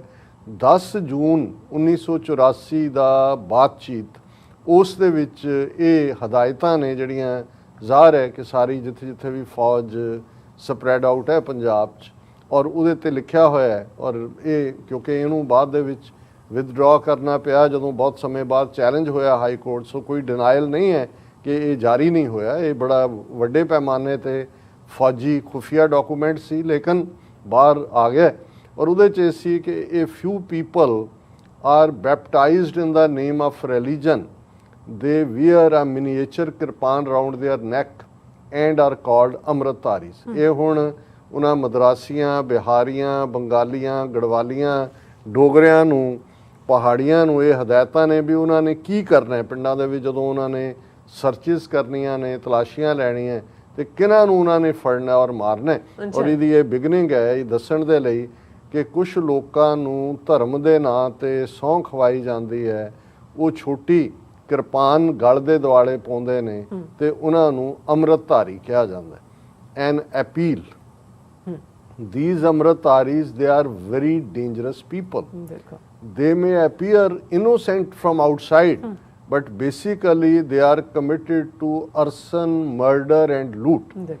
Any information about the whereabouts of Amritdharis, who are very dangerous people, should be brought in the notice of nearby army authorities. It will be a great service to the Indian nation. ਹੁਣ ਇਹਦਾ ਪੰਜਾਬੀ ਸਮਾਂ ਪੇ ਹੈ ਕਿ ਭਾਈ ਇਹ ਅੰਮ੍ਰਿਤਧਾਰੀ ਉੱਪਰ ਦੱਸ ਦਿੱਤਾ ਕਿ ਅੰਮ੍ਰਿਤਧਾਰੀ ਦੀ ਪਛਾਣ ਕੀ ਹੈ ਕਿ ਬਈ ਉਹਨਾਂ ਦੇ ਜ਼ਾਹਰ ਹੈ ਪੱਗ ਤਾਂ ਹੋਏਗੀ ਪਰ ਕਿਰਪਾਨ ਜ਼ਰੂਰ ਉਹਨਾਂ ਨੇ ਪਾਈ ਹੋਏਗੀ, ਜਿਹੜਾ ਇਹ ਪਛਾਣ ਹੈ ਕਿ ਉਹ ਅੰਮ੍ਰਿਤਧਾਰੀ ਹੈ। ਔਰ ਉਹਨਾਂ ਦਾ ਕਹਿਣਾ ਕਿ ਬਈ ਇਹ ਬਹੁਤ ਖਤਰਨਾਕ ਲੋਕ ਨੇ, ਦੇਖਣ ਨੂੰ ਇਹ ਬੜੇ ਭਾਵੇਂ ਬਾਹਰੋਂ ਭੋਲੇ ਭਾਲੇ ਲੱਗਦੇ ਹੋਣ ਪਰ ਇਹ ਲੁੱਟ ਕਸੁੱਟ ਅੱਗਜ਼ਨੀ ਔਰ ਲੁੱਟ ਮਾਰ ਇਹ ਕਰਨ ਵਾਲੇ ਲੋਕ ਨੇ, ਬਹੁਤ ਖਤਰਨਾਕ ਲੋਕ ਨੇ। ਔਰ ਇਹਨਾਂ ਬਾਰੇ ਜਾਣਕਾਰੀ ਨੇੜੇ ਦੀ ਫੌਜੀ ਛਾਉਣੀ ਵਿੱਚ ਦਿੱਤੀ ਜਾਏ, ਜਿਹੜੀ ਕਿ ਭਾਰਤ ਦੀ ਬਹੁਤ ਵੱਡੀ ਸੇਵਾ ਹੋਏਗੀ। ਹੁਣ ਇਸ ਦੇ ਤਹਿਤ ਜਿਹੜਾ ਦੂਸਰਾ ਆਪਰੇਸ਼ਨ ਜਿਹੜਾ ਉਹਨਾਂ ਨੇ ਪੰਜਾਬ ਦੇ ਪਿੰਡਾਂ 'ਚ ਕੀਤਾ, ਉਹਦਾ ਨਾਂ ਰੱਖਿਆ ਗਿਆ ਆਪਰੇਸ਼ਨ ਵੁੱਡ ਰੋਜ਼। ਜਿਵੇਂ ਪਹਿਲਾ ਜੋ ਦਰਬਾਰ ਸਾਹਿਬ ਤੇ ਚੜ੍ਹਾਈ ਸੀ 37 ਇਤਿਹਾਸਕ ਗੁਰਦੁਆਰਿਆਂ ਤੇ, ਉਹਦਾ ਨਾਂ ਸੀ ਆਪਰੇਸ਼ਨ ਬਲੂ ਸਟਾਰ, ਨੀਲਾ ਤਾਰਾ, ਜਿਹੜਾ ਉਹਨਾਂ ਨੇ ਸਾਨੂੰ ਤਾਰੇ ਦਿਖਾਏ ਨੀਲਾ ਰੰਗ ਖਾਲਸੇ ਦਾ, ਉਸ ਨੂੰ। ਹੁਣ ਵੁੱਡ ਰੋਜ਼ ਜੰਗਲੀ ਗੁਲਾਬ। ਹੁਣ ਜਦੋਂ ਤੁਸੀਂ ਜੰਗਲ ਦੀ ਗੱਲ ਕਰਦੇ ਹੋ ਤੇ ਜ਼ਾਹਰ ਹੈ ਕਿ ਤੁਸੀਂ ਕੀ ਮੈਸੇਜ ਦੇ ਰਹੇ ਹੋ, ਲੇਕਿਨ ਇਹ ਉਹਨਾਂ ਦਾ ਕੋਡ ਨੇਮ ਹੈ। ਔਰ ਇਹਦੇ ਤਹਿਤ ਫਿਰ ਪੰਜਾਬ ਦੇ 12,000 ਤੋਂ ਜ਼ਿਆਦਾ ਪਿੰਡਾਂ 'ਚ 12-13 ਸਾਲ ਦੀ ਉਮਰ ਤੋਂ ਲੈ ਕੇ 35-40 ਸਾਲ ਤੱਕ ਦੀ ਉਮਰ ਦੇ ਨੌਜਵਾਨਾਂ ਦੀ ਫੜੋ ਫੜੀ, ਮਾਰ ਕੁਟਾਈ, ਗ੍ਰਿਫਤਾਰੀਆਂ, ਝੂਠੇ ਪੁਲਿਸ ਮੁਕਾਬਲੇ। ਔਰ ਇਹ ਉਹ ਪੀਰੀਅਡ ਹੈ ਜਦੋਂ ਇੱਕ ਅੰਦਾਜ਼ੇ ਮੁਤਾਬਕ 3 ਜਾਂ 4,000 ਤੋਂ ਲੈ ਕੇ 8,000 ਤੱਕ ਸਿੱਖ ਨੌਜਵਾਨ ਸਰਹੱਦੀ ਜ਼ਿਲ੍ਹੇ ਜਿਹੜੇ ਉਸ ਵੇਲੇ ਅੰਮ੍ਰਿਤਸਰ, ਗੁਰਦਾਸਪੁਰ ਔਰ ਫਿਰੋਜ਼ਪੁਰ ਸਨ, ਹੁਣ ਤਾਂ ਉਹਨਾਂ 'ਚ 3 ਜ਼ਿਲ੍ਹੇ ਹੋਰ ਬਣਾ ਦਿੱਤੇ ਨੇ, ਤਰਨਤਾਰਨ, ਫਿਰੋਜ਼ਪੁਰ, ਤਰਨਤਾਰਨ, ਪਠਾਨਕੋਟ ਔਰ ਇੱਕ ਹੋਰ ਹੈ ਸ਼ਾਇਦ ਫਾਜ਼ਿਲਕਾ ਜਾਂ ਕੀ ਹੈ। ਔਰ ਇਹ ਜਿਹੜਾ ਉਹਨਾਂ ਨੇ ਉਸ ਪੀਰੀਅਡ ਦੇ ਵਿੱਚ ਇਹਨਾਂ ਸਰਹੱਦੀ ਜ਼ਿਲ੍ਹਿਆਂ ਤੋਂ ਨੌਜਵਾਨ ਗੁਆਂਢੀ ਮੁਲਕ ਦੇ ਵਿੱਚ ਗਏ, ਉੱਥੇ ਕਿਵੇਂ ਅੱਗੇ ਕੀ ਹੋਇਆ ਜਾਂ ਕਿੰਨੇ ਫਿਰ ਵਾਪਸ ਮੁੜੇ ਜਾਂ ਕੀ ਉਹਨਾਂ ਦੇ, ਉਹ ਇੱਕ ਵੱਖਰੀ ਕਹਾਣੀ ਹੈ। ਪਰ ਇਹਦੇ 'ਚ ਕੋਈ ਸ਼ੱਕ ਨਹੀਂ ਹੈ ਕਿ ਇਸ ਪੀਰੀਅਡ ਦੇ ਵਿੱਚ ਹਜ਼ਾਰਾਂ ਦੀ ਗਿਣਤੀ 'ਚ ਸਿੱਖ ਨੌਜਵਾਨੀ ਦੀ ਨਸਲਕੁਸ਼ੀ ਕੀਤੀ ਗਈ। ਦਰਬਾਰ ਸਾਹਿਬ ਔਰ ਇਤਿਹਾਸਕ ਗੁਰਦੁਆਰੇ ਬਰਾਬਰ ਫੌਜ ਦੇ ਕੰਟਰੋਲ ਵਿੱਚ ਰਹੇ। ਬੇਸ਼ੱਕ ਉਹਨਾਂ ਨੇ ਫੌਜ ਦੇ ਜਿਹੜੇ ਰਾਗੀ ਕੀਰਤਨ ਕਰਨ ਵਾਲੇ ਨੇ, ਕਿਉਂਕਿ ਫੌਜ ਦੇ ਵਿੱਚ ਰਿਲੀਜੀਅਸ ਯੂਨਿਟਸ ਦੇ ਵਿੱਚ ਗ੍ਰੰਥੀ ਰਾਗੀ ਹੁੰਦੇ ਨੇ, ਉਹਨਾਂ ਤੋਂ ਜਿਹੜਾ ਹੈ ਉਹ ਦਰਬਾਰ ਸਾਹਿਬ ਦੇ ਵਿੱਚ ਕੀਰਤਨ ਇਹ 7-8 ਜੂਨ ਤੋਂ ਸ਼ੁਰੂ ਕਰਵਾ ਦਿੱਤਾ ਸੀ। ਲੇਕਿਨ ਨਾ ਕੋਈ ਸੰਗਤ ਸੀ, ਕਿਉਂਕਿ ਅੰਦਰ ਤਾਂ ਕਿਸੇ ਨੂੰ ਇਜਾਜ਼ਤ ਹੀ ਨਹੀਂ ਸੀ। ਫੌਜ ਪੂਰੇ ਕੰਟਰੋਲ ਦੇ ਵਿੱਚ ਸੀ ਔਰ ਫੌਜੀ ਅੰਦਰ ਉਹੀ ਮਨਮਾਨੀਆਂ ਵੀ ਕਰ ਰਹੇ ਸੀ, ਸਿਗਰਟਾਂ ਵੀ ਪੀ ਰਹੇ ਸੀ, ਸਰੋਵਰ ਦੇ ਪਾਣੀ 'ਚੋਂ ਆਪਣੇ ਕੱਪੜੇ ਵੀ ਧੋ ਰਹੇ ਸੀ। ਔਰ ਇਸ ਕਿਸਮ ਦਾ ਜੋ ਕੁਝ ਚੱਲ ਰਿਹਾ ਸੀ ਉਹ ਹਰ ਇੱਕ ਦੇ ਸਾਹਮਣੇ ਸੀ। ਔਰ ਉਹ ਬੜੇ ਹੀ ਤਨਜ਼ ਦੇ ਨਾਲ ਜਿਹੜੇ ਸ਼ਹਿਰਾਂ ਦੇ ਵਿੱਚ ਗਸ਼ਤ ਕਰਦੇ ਫੌਜੀ ਸੀ, ਜਿਨ੍ਹਾਂ ਨੂੰ ਹਿੰਦੂ ਜਿਹੜੇ ਨੇ ਸ਼ਹਿਰੀ, ਉਹਨਾਂ ਦੇ ਗਲਾਂ 'ਚ ਹਾਰ ਪਾ ਕੇ ਉਹਨਾਂ ਨੂੰ ਸਪੈਸ਼ਲ ਜਿਹੜੀਆਂ ਨੇ ਉਹ ਉਹਨਾਂ ਦੀ ਸੇਵਾ ਕਰ ਰਹੇ ਸੀ। ਔਰ ਉਹ ਤਨਜ਼ ਨਾਲ ਕਹਿੰਦੇ ਸੀ, ਕਹਾਂ ਹੈ ਤੁਮਾਰਾ ਭਿੰਡੀ ਵਾਲਾ। ਔਰ ਇਹ ਸਿੱਖਾਂ ਦੀ ਜਿਹੜੀ ਜ਼ਲਾਲਤ ਸੀ ਇਸ ਸਾਰੇ ਪੀਰੀਅਡ ਦੇ ਵਿੱਚ ਲਗਾਤਾਰਤਾ ਨਾਲ ਚੱਲ ਰਹੀ ਸੀ। ਔਰ ਅਸੀਂ ਇਹ ਵੀ ਗੱਲ ਕੀਤੀ ਹੈ ਕਿ ਇਹੀ ਨਹੀਂ ਕਿ ਅਕਾਲ ਤਖਤ ਸਾਹਿਬ ਔਰ ਦੂਸਰਿਆਂ ਨੂੰ ਖੰਡਰਾਤ ਬਣਾਇਆ ਗਿਆ। ਦੋ ਸਾਡੀਆਂ ਅਹਿਮ ਜਿਹੜੀਆਂ ਨੇ ਚੀਜ਼ਾਂ ਜਿਨ੍ਹਾਂ ਨੂੰ ਲੁੱਟ ਕੇ ਫਿਰ ਸਾੜਿਆ ਗਿਆ, ਉਹਨਾਂ ਦੇ ਵਿੱਚ ਸਿੱਖ ਰੈਫਰੈਂਸ ਲਾਇਬ੍ਰੇਰੀ। ਇਸ ਗੱਲ ਦਾ ਧਿਆਨ ਰਹੇ, ਜਦੋਂ ਅਸੀਂ ਲਾਇਬ੍ਰੇਰੀ ਕਹਿੰਦੇ ਹਾਂ ਇਹ ਮਹਿਜ਼ ਕਿਤਾਬਾਂ ਨਹੀਂ ਸੀ, ਇਹ ਸਾਡਾ 4-5 ਸਦੀਆਂ ਦਾ ਬਚਿਆ ਹੋਇਆ ਵਿਰਸਾ ਸੀ।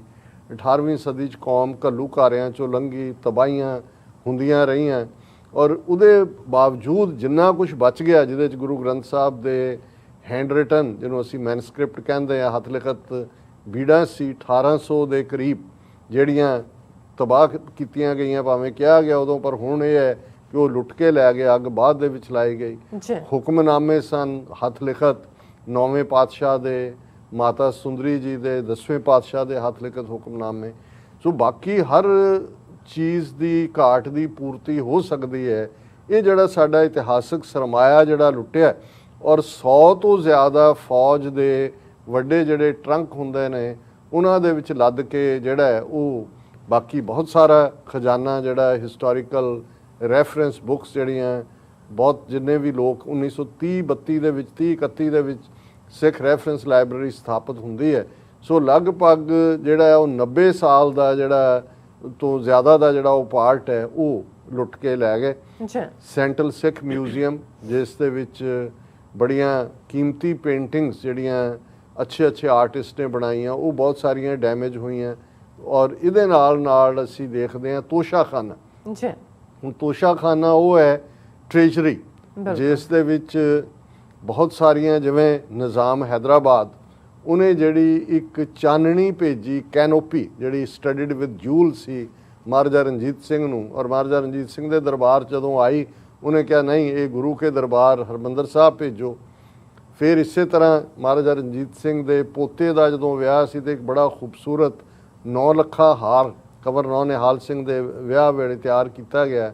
ਮਹਾਰਾਜਾ ਰਣਜੀਤ ਸਿੰਘ ਨੇ ਦੇਖਿਆ, ਉਹਨੇ ਕਿਹਾ ਨਹੀਂ, ਮੈਂ ਜਾਂ ਮੇਰਾ ਪੋਤਾ ਇਹਦਾ ਨਹੀਂ, ਇਹ ਗੁਰੂ ਦੇ ਦਰਬਾਰ 'ਚ ਭੇਜੋ।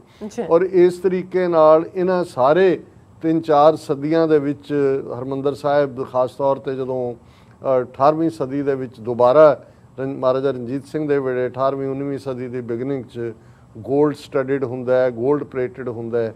ਔਰ ਇਸ ਸਾਰੇ ਪੀਰੀਅਡ 'ਚ 2 ਸਦੀਆਂ 'ਚ ਬਹੁਤ ਸਾਰੇ ਸ਼ਰਧਾਲੂ, ਕੋਈ ਗਹਿਣੇ ਭੇਟ ਕਰਦਾ ਹੈ, ਕਿਸੇ ਨੇ ਸੋਨੇ ਦੀਆਂ ਬ੍ਰਿਕਸ ਦਿੱਤੀਆਂ ਨੇ, ਕਿਉਂਕਿ ਹਰ ਇੱਕ ਦੀ ਸ਼ਰਧਾ ਹੁੰਦੀ ਹੈ ਕਿ ਜੋ ਮੇਰੇ ਕੋਲ ਸਭ ਤੋਂ ਕੀਮਤੀ ਹੈ ਉਹ ਮੈਂ ਗੁਰੂ ਦੇ ਦਰਬਾਰ 'ਚ ਭੇਟ ਕਰਾਂ। ਸੋ ਇਸੇ ਤਰ੍ਹਾਂ ਕਈ ਕਿਲੋ ਸੋਨੇ ਦਾ ਗਹਿਣੇ ਔਰ ਲੱਖਾਂ ਰੁਪਏ ਕੈਸ਼ ਜਿਹੜੇ ਮੌਜੂਦ ਸਨ ਤੋਸ਼ੇਖਾਨੇ ਦੇ ਵਿੱਚ, ਇਹਨਾਂ ਸਾਰੇ ਪੀਰੀਅਡ ਦੇ ਵਿੱਚ ਉਹਨਾਂ ਨੂੰ ਉਹ ਲੁੱਟ ਕੇ ਲੈ ਗਏ। ਔਰ ਉਹਦਾ ਨਾ ਕਦੇ ਹਿਸਾਬ ਕਿਤਾਬ ਦਿੱਤਾ ਗਿਆ, ਨਾ ਕਦੇ ਵਾਪਸ ਕੀਤੇ ਗਏ, ਨਾ ਹੀ ਜੋ ਉਹਨਾਂ ਨੇ ਸਿੱਖ ਰੈਫਰੈਂਸ ਲਾਇਬ੍ਰੇਰੀ 'ਚੋਂ ਲੁੱਟਿਆ ਉਹ। ਸੋ ਜਦੋਂ ਅਸੀਂ ਹਿਸਟੋਰੀਕਲ ਜੈਨੋਸਾਈਡ ਦੀ ਗੱਲ ਕਰਦੇ ਹਾਂ ਕਿ ਇਹ ਫਿਜ਼ੀਕਲ ਜੈਨੋਸਾਈਡ ਹੀ ਨਹੀਂ ਸੀ, ਹਿਸਟੋਰੀਕਲ ਜੈਨੋਸਾਈਡ, ਸਾਡੀ ਹਿਸਟਰੀ ਡਿਸਟਰੋਏ ਕੀਤੀ ਗਈ। ਔਰ ਇਸ ਸਾਰੇ ਦੇ ਨਾਲ ਇਸ ਦੌਰ ਦੇ ਵਿੱਚ ਹੋਰ ਕੀ ਚੱਲਦਾ ਰਿਹਾ ਇਹ ਹੁਣ ਅਸੀਂ ਵੇਰਵੇ 'ਚ ਨਹੀਂ ਜਾਵਾਂਗੇ। ਲੇਕਿਨ ਇਹ ਸਭ ਜਦੋਂ ਚੱਲ ਰਿਹਾ ਸੀ, ਦਰਬਾਰ ਸਾਹਿਬ ਫੌਜ ਦੇ ਕੰਟਰੋਲ ਦੇ ਵਿੱਚ ਸੀ। ਇੰਦਰਾ ਗਾਂਧੀ, ਕਿਉਂਕਿ ਗਿਆਨੀ ਜ਼ੈਲ ਸਿੰਘ ਤਾਂ ਇੱਕ ਦਿਨ ਪਹਿਲਾਂ ਅਸੀਂ ਕੱਲ ਗੱਲ ਕੀਤੀ ਆਏ, ਇੰਦਰਾ ਗਾਂਧੀ 24 ਜੂਨ ਨੂੰ ਦਰਬਾਰ ਸਾਹਿਬ ਆਉਂਦੀ ਹੈ। ਉਹੀ ਫੱਫੇ ਕੁੱਟਣ ਜਨਾਨੀ ਜਿਸ ਨੇ ਬਿਲਕੁਲ, ਔਰ ਉੱਥੇ ਆ ਕੇ ਜਿਸ ਕਿਸਮ ਦਾ ਉਹਨੇ ਪਖੰਡਬਾਜ਼ੀ ਕੀਤੀ, ਬਿਆਨਬਾਜ਼ੀ, ਔਰ ਆਪਣੇ ਨਾਲ, ਕਿਉਂਕਿ ਇਸ ਗੱਲ ਦਾ ਧਿਆਨ ਰਿਹਾ ਕਿ ਫੋਰਨ ਕੋਰਸਪੋਂਡੈਂਟ ਸਾਰੇ ਬਾਹਰ ਕੱਢੇ ਜਾ ਚੁੱਕੇ ਨੇ। ਉਹੀ ਉਸ ਵੇਲੇ ਕੋਈ ਸੋਸ਼ਲ ਮੀਡੀਆ ਤਾਂ ਦੂਰ ਦੀ ਗੱਲ, ਕੋਈ ਪ੍ਰਾਈਵੇਟ ਚੈਨਲ ਵੀ ਨਹੀਂ ਸੀ। ਸੋ ਉਹੀ ਨਿਊਜ਼ ਸਟੋਰੀ ਬਾਹਰ ਨਿਕਲ ਰਹੀ ਹੈ ਪ੍ਰਿੰਟ ਦੇ ਵਿੱਚ, ਜੋ PTI ਦੀ ਸਟੋਰੀ ਹੈ, ਪ੍ਰੈਸ ਟਰਸਟ ਆਫ ਇੰਡੀਆ ਦੀ, ਔਰ ਉਹੀ TV ਤੇ ਦਿਖਾਇਆ ਜਾ ਰਿਹਾ ਹੈ ਜੋ ਦੂਰਦਰਸ਼ਨ ਭਾਰਤ ਦਾ ਸਰਕਾਰੀ ਚੈਨਲ ਹੈ ਉਹਦੇ ਉੱਤੇ ਹੈ।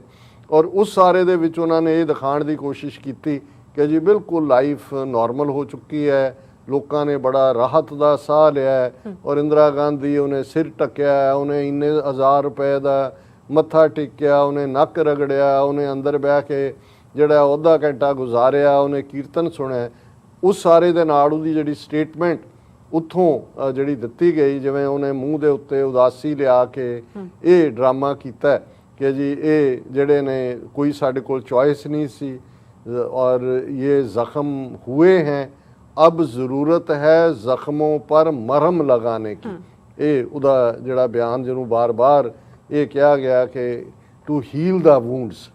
ਹੁਣ ਇਸ ਸਾਰੇ ਦਾ ਰਿਐਕਸ਼ਨ ਸਿੱਖ ਕੌਮ ਤੇ ਕੀ ਹੋਇਆ, ਉਹਦਾ ਜਵਾਬ ਤਾਂ ਦਿੱਤਾ ਸਿੱਖਾਂ ਨੇ। ਮਲਮ ਤਾਂ ਲਾ ਦਿੱਤੀ 31 ਅਕਤੂਬਰ 1984 ਨੂੰ, ਮਲਮ ਦੇ ਡਰਮ ਦੇ ਵਿੱਚ ਹੀ ਡੋਬ ਦਿੱਤਾ ਉਹਨੂੰ। ਲੇਕਿਨ ਉਸ ਪੀਰੀਅਡ 'ਚ ਨੋ ਮੈਟਰ ਉਹਨਾਂ ਦਾ ਮੀਡੀਆ ਕੀ ਕਹਿ ਰਿਹਾ ਸੀ, ਇਹ ਵੀ ਦੇਖਣਾ ਦਿਲਚਸਪ ਹੋਏਗਾ ਕਿ ਬਾਹਰਲਾ ਮੀਡੀਆ ਜਿਸ ਨੂੰ ਕੱਢ ਦਿੱਤਾ ਗਿਆ ਸੀ, ਉਹਨੂੰ ਕੋਈ ਪਤਾ ਨਹੀਂ ਸੀ ਕੀ ਚੱਲ ਰਿਹਾ ਹੈ। ਉਹਨਾਂ ਦੇ ਮੀਡੀਆ 'ਤੇ ਹੀ ਆਧਾਰਿਤ ਉਹ ਖਬਰ ਵੀ ਦਿੰਦੇ ਸੀ, ਪਰ ਉਹਦੇ 'ਚ ਉਹ ਆਪਣੀ ਟਵਿਸਟ ਦਿੰਦੇ ਸੀ ਇਹ ਦੱਸਣ ਦੇ ਲਈ ਕਿ ਹਕੀਕਤ ਕੀ ਹੈ। ਕਿਉਂਕਿ ਪੰਜਾਬ ਦੇ ਵਿੱਚ ਸਾਰੇ ਦੇ ਵਿੱਚ ਕਰਫਿਊ ਲੱਗਾ ਹੋਇਆ ਸੀ, ਜਿਹਦੇ ਲਈ ਨਿਊਯਾਰਕ ਟਾਈਮਸ ਦਾ ਜਿਹੜਾ 24 ਜੂਨ ਨੂੰ ਜਿਹੜਾ ਉਹਨਾਂ ਦਾ ਬਿਊਰੋ ਚੀਫ ਦੇ ਨਾਲ ਅਸਿਸਟੈਂਟ ਹੈ ਉੱਥੋਂ ਜਦੋਂ ਦਿੱਲੀ ਤੋਂ ਰਿਪੋਰਟ ਕਰਦਾ ਹੈ, ਇਹ 24 ਜੂਨ 1984 ਦੀ ਸਟੋਰੀ ਹੈ। ਔਰ ਉਹਦੇ ਤੋਂ ਤੁਸੀਂ ਅੰਦਾਜ਼ਾ ਲਾਓ ਕਿ ਵੀ ਇਹਨਾਂ ਕੋਲ ਕਿੰਨੀ ਜਰਨਲਿਸਟਿਕ ਇੱਕ ਸੈਂਸ ਹੁੰਦੀ ਹੈ ਗੱਲ ਕਰਨ ਦੀ। ਔਰ ਉਹਦਾ ਹੈਡਲਾਈਨ ਹੈ ਮਿਸਿਸ ਗਾਂਧੀ ਵਿਜ਼ਿਟਸ ਕੈਪਚਰਡ ਟੈਂਪਲ।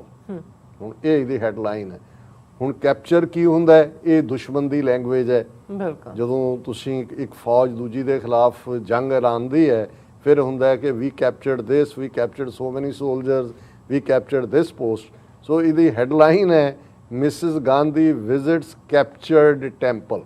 ਕਿ ਜਿਹੜਾ ਹੁਣੇ ਆਪਣੇ ਦੇਸ਼ ਦੇ ਇੱਕ ਧਰਮ ਦੇ ਸਭ ਤੋਂ ਮੁਕੱਦਸ ਥਾਂ ਦੇ ਉੱਤੇ ਫੌਜ ਹਜ਼ਾਰਾਂ ਦਾ ਖੂਨ ਬਹਾ ਕੇ ਉਹਨੂੰ ਖੰਡਰਾਤ ਬਣਾ ਕੇ ਉਸ ਨੂੰ ਜਿਹੜਾ ਉਹ ਜ਼ਾਹਰ ਹੈ ਫੌਜੀ ਤੌਰ ਤੇ ਇੰਦਰਾ ਗਾਂਧੀ ਦੀ ਵਿਜ਼ਿਟ ਜਿਹੜੀ ਹੈ ਉਹ ਸੈਰੇਮੋਨੀਅਲ ਹੈ, ਉਹ ਐਜ਼ ਏ ਵਿਕਟਰੀ ਕੁਈਨ ਆਈ ਹੈ ਕਿ ਜੀ ਸਿੱਖਾਂ ਦੇ ਖਿਲਾਫ ਜੰਗ ਅਸੀਂ ਜਿੱਤ ਲਈ ਹੈ।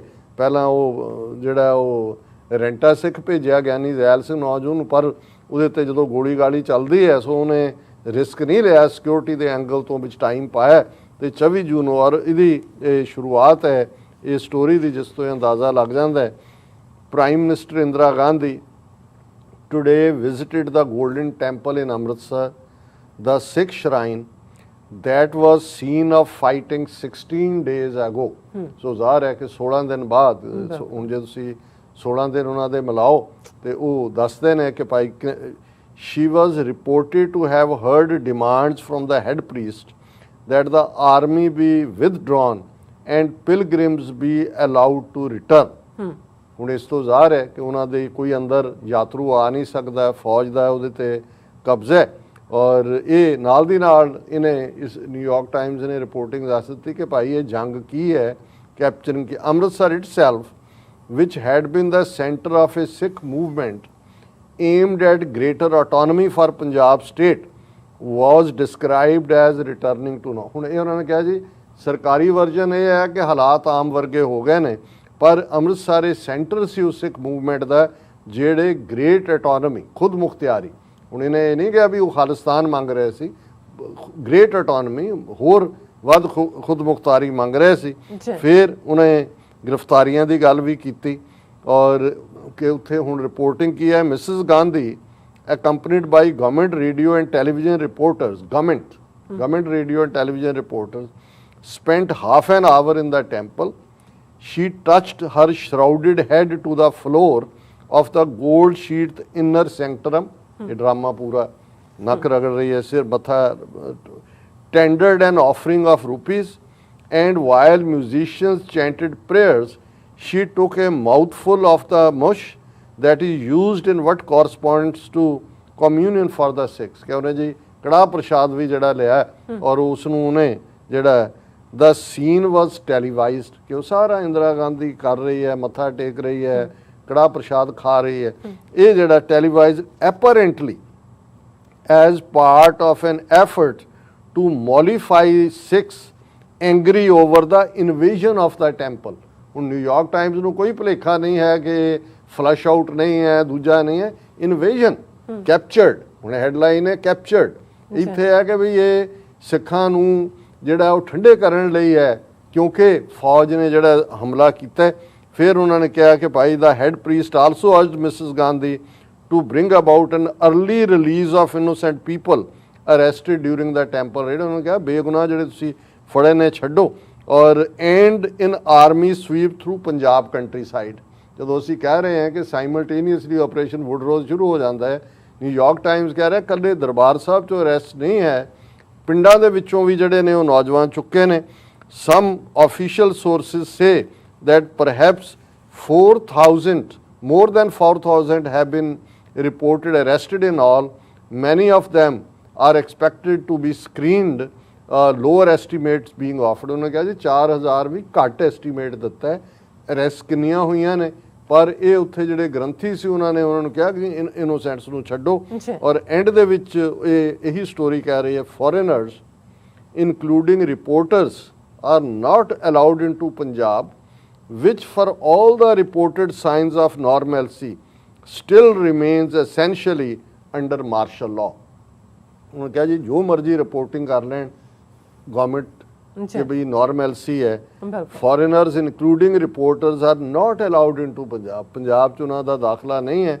which for all the reported signs of normalcy, जो मर्जी रिपोर्टेड साइन है, still remains essentially under martial law। कि ਉਹ ਪੰਜਾਬ ਦੇ ਵਿੱਚ ਮਾਰਸ਼ਲ ਲਾ ਨਾਫਿਸ ਹੈ। ਇਹ 24 ਤਰੀਕ ਦੀ ਗੱਲ ਹੈ ਔਰ ਮੈਂ ਕਨਕਲੂਜਨ ਤੋਂ ਪਹਿਲਾਂ ਇਸ ਦਾ ਇੰਦਰਾ ਗਾਂਧੀ ਦਾ ਜ਼ਖਮਾਂ ਤੇ ਮਲਮ ਲਾਉਣ ਦੀ, ਫੱਫੇ ਕੁੱਟਣੀ ਦੀ ਇਹ ਜਿਹੜੀ ਹੈ ਮੋਮੋ ਠੱਗਣੀ, ਇਹਦੇ ਜਵਾਬ 'ਚ ਫੌਰਨ ਜਿਹੜਾ ਭਾਈ ਗਜਿੰਦਰ ਸਿੰਘ ਦਲ ਖਾਲਸਾ, ਜਿਹੜੇ ਸਾਡੇ ਸੰਘਰਸ਼ ਦੇ ਮੋਢੀ ਯੋਧੇ ਨੇ, ਜਿਹੜੇ 29 ਸਤੰਬਰ 1981 ਨੂੰ, ਜਦੋਂ ਕਿ 20 ਸਤੰਬਰ 1981 ਨੂੰ ਸੰਤ ਪਿੰਡਰਾਂ ਵਾਲਿਆਂ ਨੂੰ ਚੌਂਕ ਮਹਿਤਾ, ਜਿੱਥੇ ਉਹਨਾਂ ਨੇ ਗ੍ਰਿਫਤਾਰੀ ਦਿੱਤੀ ਸੀ, ਉਹਨਾਂ ਦੀ ਰਿਹਾਈ ਲਈ ਇੱਕ ਜਹਾਜ਼ ਇੰਡੀਅਨ 에ਅਰਲਾਈਨ ਦਾ ਉਡਾ ਕੇ ਲਾਹੌਰ ਲੈ ਗਏ ਸੀ। ਔਰ ਉਦੋਂ ਤੋਂ ਹੀ ਜਲਾਵਤਨੀ ਦੇ ਵਿੱਚ ਨੇ, ਉੱਥੇ ਜੇਲ੍ਹ ਵੀ ਉਹਨਾਂ ਨੇ ਪਾਕਿਸਤਾਨ ਦੀਆਂ ਜੇਲ੍ਹਾਂ 'ਚ 13-14 ਸਾਲ ਕੱਟੇ ਨੇ। ਉਹਨਾਂ ਨੇ ਇਹਦਾ ਜਵਾਬ ਇੱਕ, ਕਿਉਂਕਿ ਬਹੁਤ ਵੱਡੇ ਸ਼ਾਇਰ ਵੀ ਨੇ, ਕੱਪੜੇ 'ਚ ਦਿੱਤਾ ਸੀ ਕਿ ਹੁਣ ਜ਼ਾਹਰ ਹੈ ਕਿ ਉਹ ਇੱਕ ਸੈਲੀਬ੍ਰੇਟਰੀ ਵਿਜ਼ਿਟ ਸੀ। ਜੇਤੂ ਦੇ ਤੌਰ ਤੇ ਇੰਦਰਾ ਗਾਂਧੀ ਆਈ ਤੇ ਉਹਨਾਂ ਨੇ ਇਹ ਕਿਹਾ, ਤੂੰ ਹੁਣ ਇੱਕ ਜੇਤੂ ਦੀ ਤਰ੍ਹਾਂ ਆਈ ਹੈ, ਹਮਦਰਦੀ ਦਾ ਬਹਿਰੂਪ ਧਾਰ ਕੇ ਗੱਲ ਕਰਾਂਗੇ ਮੈਦਾਨੇ ਜੰਗ ਵਿੱਚ ਹੀ, ਪਰ ਕਰਾਂਗੇ ਤੇਰਾ ਕਰਜ਼ਾ ਉਤਾਰ ਕੇ। ਸਿਰ ਝੁਕਾ ਕੇ ਕੁਝ ਵੀ ਲੈਣਾ, ਫਿਤਰਤ ਸਾਡੀ ਦਾ ਅੰਗ ਨਹੀਂ ਹੈ। ਲਾਲ ਜਿਸ ਨਾਲ ਅੰਮ੍ਰਿਤ ਦਾ ਸਰ ਹੈ, ਲਹੂ ਹੈ, ਹੋਲੀ ਦਾ ਰੰਗ ਨਹੀਂ ਹੈ। ਕਿਉਂਕਿ ਦਰਬਾਰ ਸਾਹਿਬ ਦਾ ਸਰੋਵਰ ਸਾਰਾ ਜਿਹੜਾ ਉਹ ਸਿੱਖਾਂ ਦੇ ਖੂਨ ਨਾਲ ਲਾਲ ਸੀ। ਸਿਰ ਝੁਕਾ ਕੇ ਕੁਝ ਵੀ ਲੈਣਾ, ਫਿਤਰਤ ਸਾਡੀ ਦਾ ਅੰਗ ਨਹੀਂ ਹੈ। ਲਾਲ ਜਿਸ ਨਾਲ ਅੰਮ੍ਰਿਤ ਦਾ ਸਰ ਹੈ, ਲਹੂ ਹੈ, ਹੋਲੀ ਦਾ ਰੰਗ ਨਹੀਂ ਹੈ। ਤੂੰ ਸਾਡੇ ਜ਼ਖਮਾਂ ਦੀ ਕਰ ਨਾ ਚਿੰਤਾ, ਹਰੇ ਭਰੇ ਰੱਖਾਂਗੇ, ਪੀੜਾ ਜਰਾਂਗੇ, ਵੀਰਾਂ ਦੇ ਲਹੂ ਦੀ ਮੋੜਾਂਗੇ ਭਾਜੀ, ਫੇਰ ਮਰਮ ਦੀ ਗੱਲ ਕਰਾਂਗੇ। ਪਰ ਇਹ ਹੈ ਜਿਹੜਾ ਹੁਣ, ਉਦੋਂ ਤੱਕ ਅਜੇ ਇਹ ਰੱਬ ਦੇ ਦਰਗਾਹ 'ਚ ਹੈ ਕਿ ਇਸ ਪਾਪਣ ਨੂੰ ਕੀ ਸਜ਼ਾ ਦੇਣੀ ਹੈ। ਔਰ ਇਧਰ ਵੀਰ ਗਜਿੰਦਰ ਸਿੰਘ ਕਹਿ ਰਿਹਾ ਹੈ ਕਿ ਜਿਹੜਾ ਤੂੰ ਜ਼ਖਮਾਂ ਤੇ ਮਲਮ ਤੂੰ ਕੋਲ ਹੀ ਰੱਖ, ਪਹਿਲਾਂ ਅਸੀਂ ਭਾਜੀ ਮੋੜਾਂਗੇ ਤੈਨੂੰ ਔਰ ਇਸ ਦਾ ਹਿਸਾਬ ਲਵਾਂਗੇ। ਤੂੰ ਸਾਡੇ ਜ਼ਖਮਾਂ ਦੀ ਕਰ ਨਾ ਚਿੰਤਾ, ਹਰੇ ਭਰੇ ਰੱਖਾਂਗੇ, ਪੀੜਾ ਜਰਾਂਗੇ, ਵੀਰਾਂ ਦੇ ਲਹੂ ਦੀ ਮੋੜਾਂਗੇ ਭਾਜੀ, ਫੇਰ ਮਰਮ ਦੀ ਗੱਲ ਕਰਾਂਗੇ। ਫਿਰ ਵਾਕਿਆ ਹੀ ਫਿਰ ਇਹ ਵੀਰਾਂ ਦੇ ਖੂਨ ਦੀ ਭਾਜੀ 31 ਅਕਤੂਬਰ 1984 ਦੀ ਸਵੇਰ ਨੂੰ ਸ਼ਹੀਦ ਬੇਅੰਤ ਸਿੰਘ, ਸਤਵੰਤ ਸਿੰਘ ਨੇ ਮੋੜੀ।